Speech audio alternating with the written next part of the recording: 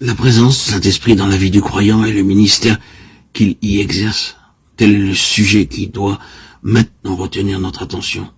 Bon nombre d'enfants de Dieu, nous en sommes bien sûr, sont loin d'être au clair sur cette question. C'est peut-être un des points sur lesquels la confusion est la plus générale. Les différents termes employés par la parole de Dieu à ce sujet sont fréquemment pris les uns pour les autres, parce qu'on ne discerne pas la signification propre qui s'attache à chacun d'eux. Le Nouveau Testament nous parle de croyants qui furent baptisés de l'Esprit.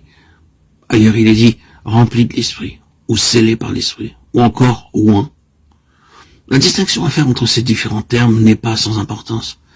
Nous n'avons du reste pas l'intention de nous livrer ici à une étude, une méditation sur ces différentes significations. Non. Nous nous bornerons ici à signaler la chose. Peut-être qu'au cours de notre exposé, la lumière se fera d'elle-même sur certaines distinctions qui s'imposent. Ce que nous avons particulièrement sur le cœur aujourd'hui, et dans les prochains audios que je vais vous publier, c'est cet aspect particulier de l'œuvre du Saint-Esprit, qui est représenté par le mot onction, ou un. Qu'est-ce que l'onction du Saint-Esprit?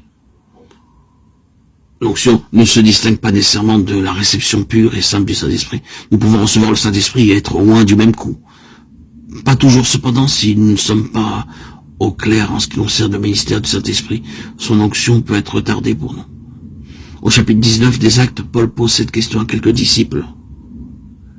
Avez-vous reçu le Saint-Esprit lorsque vous avez cru?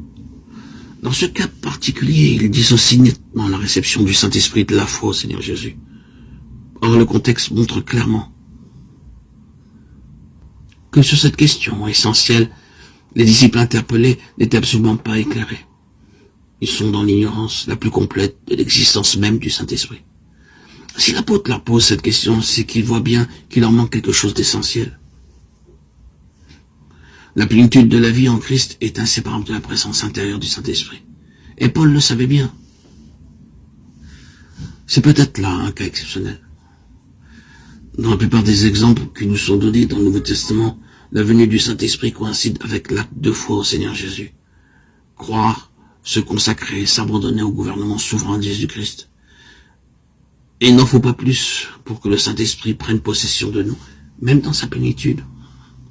Donc répétons-le, l'onction du Saint-Esprit n'est pas nécessairement quelque chose à part. Ce qui nous paraît certain, par contre, c'est qu'elle a partie liée avec notre discernement de la vérité. C'est quelque chose qui doit être compris, assimilé, intégré. L'onction ne prend toute sa valeur que lorsque nous comprenons ce qu'elle est.